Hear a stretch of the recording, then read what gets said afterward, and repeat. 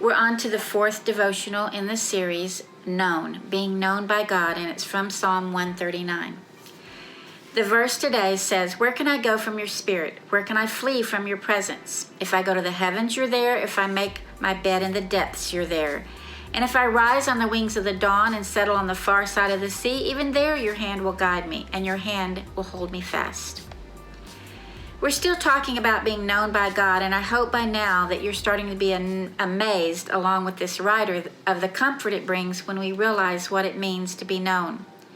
The writer asks a question here about, is there any place we can go to get away from or flee from his presence? Because we all run. The knowledge that we're known so deeply by this loving God we can't comprehend causes us to run often. We still find ourselves afraid that there's something he's going to see if he looks closely and deeply enough, and that will cause him to realize that he doesn't want to know us at all.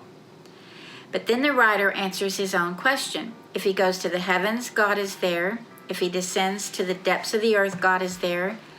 If he rises in the morning with the dawn, God is there. If he moves and stays away across the sea, God is there. And in all of those places, God's hand will guide him and hold him fast.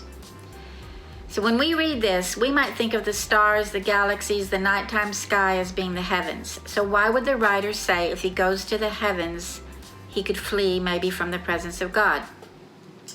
Think about the searching scientists do when they travel with spaceships and satellites to see what lies beyond. There's always this search that exists in the heart of man, that there's something else in the vast darkness that might be something we need to know about. So we spend dollars and time to find that lost planet or those other stars. And yet no amount of searching the heavens is going to conclude anything other than, there he is again, God, the creator of all things. And when we talk about the depths of the earth, some say this is referring to hell, or down below where we think of hell as being, under the dirt, in the darkness, pressed down where rocks and cracks and all things hard and dry exist. So why would the writer say if he descends to the depths of the earth? Could that symbolize the very darkest of things in which we allow ourselves to participate? The worst of sins like degradation, abuse of body and soul, darkness of witchcraft and evil. Even there, God is available. Wow.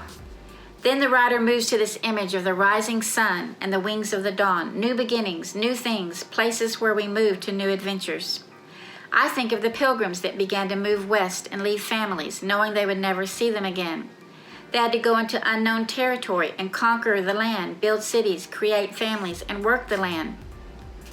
Wings of the dawn, new days as we face another sunrise with all that goes on underneath it in the next 24 hours. He's there too, to enable us to live that day, conquer that enemy, and continue moving forward.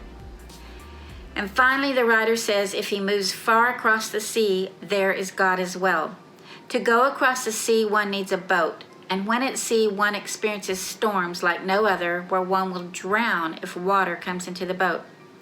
There are so many stories in the New Testament about being at sea and storms arising, and Jesus asleep in the boat, able to be awakened and to speak and say, "Peace, be still."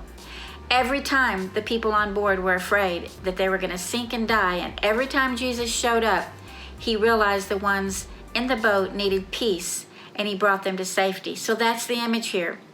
So can you close your eyes right now and imagine the knowing of a God that's present with you as you explore other options out there to see what's above, as you descend into the farthest places away from God to see what's under there, as you approach new things with gusto into unknown days ahead.